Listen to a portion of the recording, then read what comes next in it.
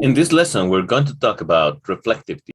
Reflective teaching is the action of a teacher when you think about, when you meditate, when you evaluate a teaching experience, either in one group or in general from a whole week or from a whole month of classes that you have given. The purpose of this is to make decisions about the future, to correct your own teaching mistakes, to improve the way you give instructions, or maybe even your lesson planning. In order to become a reflective teacher, one must understand those things that influence our teaching practice. Maybe a role model that we had from a teacher that we had before in our childhood or in our youth, or maybe some strategies that we have seen even from movies or from other teachers that we've seen, and we copy them into our own teaching practice. As well, in order to become a reflective teacher, we need to understand the theory behind the methodology we use, the strategies and techniques, and even educational paradigms, so we can bring them into practice in the classroom. Of course, we must be able to understand the profile of our students, how many students we have, their own proficiency in the language, their subjective needs, such as their background, family background, cultural, social background, and as well, the materials that we're going to use. All of these aspects and factors are the ones that will bring us into the reflection of our teaching practice. So we must consider everything and how everything works together to create a lesson when we give it. When you become a reflective teacher, you'll be able to do many more things than the ones that you already do.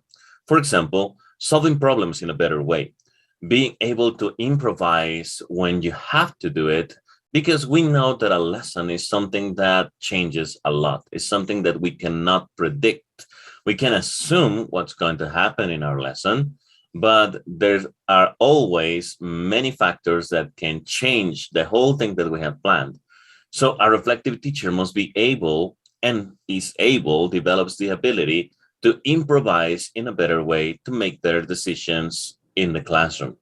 As well, a reflective teacher understands the context in which he is in. So he understands the institution where he works. He understands the mission, vision, values, objectives of the school where he works, but also he knows how to apply these things into the teaching practice so he can reach those goals and those objectives with his own students and the needs of his students. When you become a reflective teacher and you practice it constantly, you will be able to participate in the curriculum development, because you will be able to make better decisions for the creation of the whole syllabus of a school, of the course. And of course, this will bring you into professional development.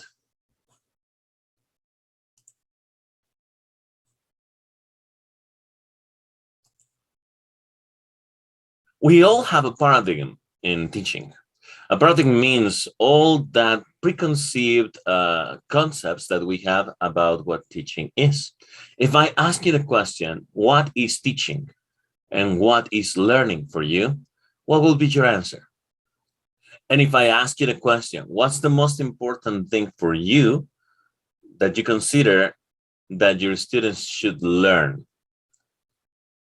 Your answer is going to determine which your paradigm is, your teaching paradigm.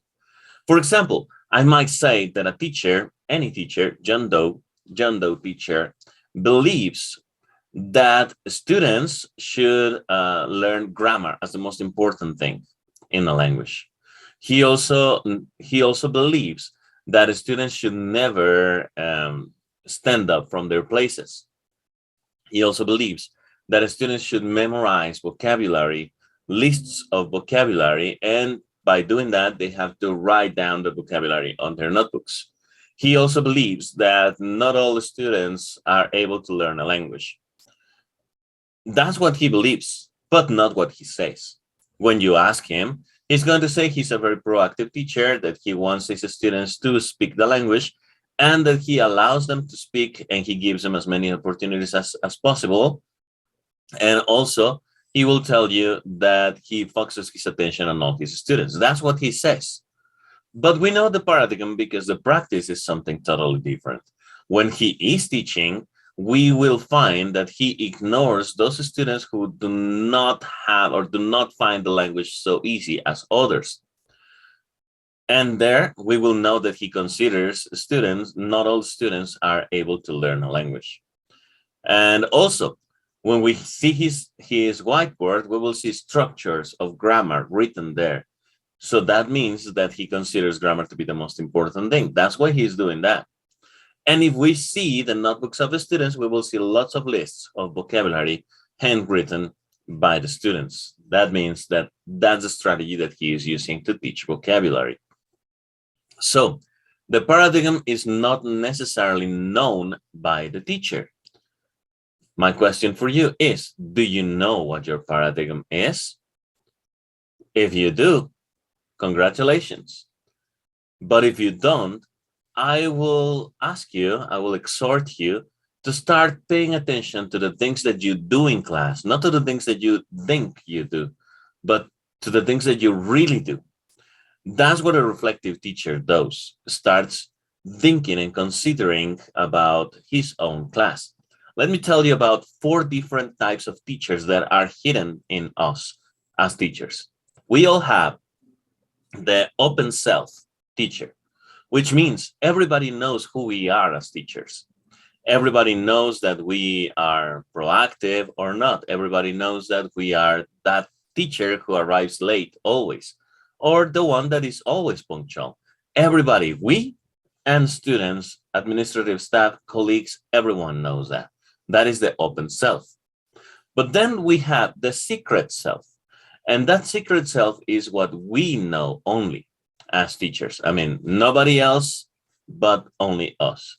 For example, I will ask you, how many times have you ever copied, pasted a lesson plan?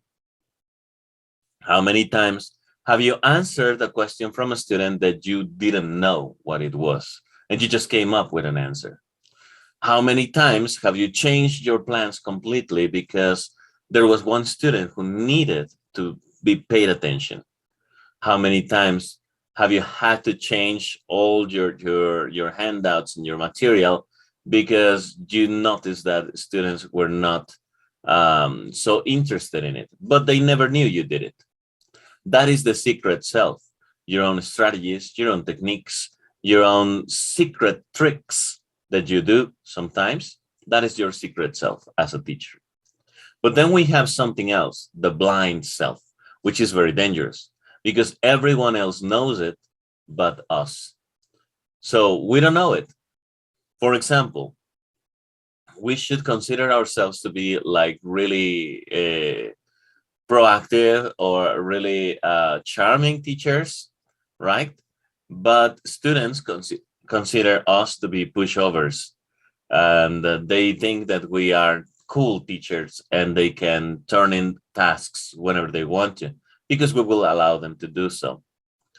They know that from us, but we have a different concept, right? So the blind self is those things that we don't know, but everybody else does. And that is dangerous because sometimes we are making mistakes and we cannot see it. And then it's the hidden self. And that hidden self, we will say, like, why does it exist? Because the hidden self is something that nobody knows. Neither the students or the administrative staff or our colleagues, nor us. It is that part in us, like the one I mentioned in the beginning from John Doe, teacher. He believes himself to be something completely different. And actually, he sells that to his students. He says he's very proactive. He wants them to use the language and so on and on and on. But the practice is different. The practice is grammar structured, is really behaviorist, something completely different to what he says. Students have understood, they believe that what he says is what he's doing because they don't know pedagogy or any methodology. So they consider what the teacher is saying, that's what he's doing. So they don't know. And you don't know that your paradigm is something completely different than what you say it is. So that is the hidden self. In order to avoid the hidden and both the hidden and the blind self, we need to go through this reflective teaching process, which is here. We need to be able to see those details we don't usually see in a class, like collecting information. Remember, making a map of a teaching event. So for example, you have your lesson plan, and after you give that lesson, you start remembering and considering how everything was. Ask yourself questions such as, what do I do when I teach? What do I believe about teaching? And then you start doing that mapping. Some other strategies, like the ones here, are peer observation, same lesson 4 ways, video recording, keeping a journal, and student books and tests. Example, peer observation means that you watch and observe other teachers doing your class, but also having those teachers observe your class. So you learn from them, and then you learn from the feedback they may provide you. Same lesson 4 ways is, for example, you have the lesson of a verb to be, right? And you have 4 different groups. You teach the same lesson in 4 different ways. And then you notice which your strengths are, which your weaknesses are. Video recording is one of the best ideas to do reflective teaching, because you will see yourself from a different point of view, as if you were someone, some outsider, watching yourself as another person.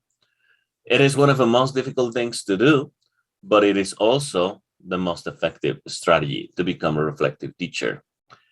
Keeping a journal is something important that you just write down, maybe every week or maybe every day after one specific class, you know, the class that's making you suffer. And you write what happened, and you write details that you remember. You keep that journal, so you later come back and start revising it and reading it, and you will find a lot of things that you did not notice in a moment. Student surveys. Many schools do that. They apply surveys asking students if they like the class, if they feel comfortable, if they feel they're learning, if they are retrieved with their feedback, and all of these things. Finally, the results of your students is just a measurement, an assessment for you to assess if you did right, if your students are doing right. Basically, this is everything about reflective teaching. Finally, you have the time to practice a slide, and as usual, you have the references if you want to know more. Thank you very much for taking this handy lesson. See you next time.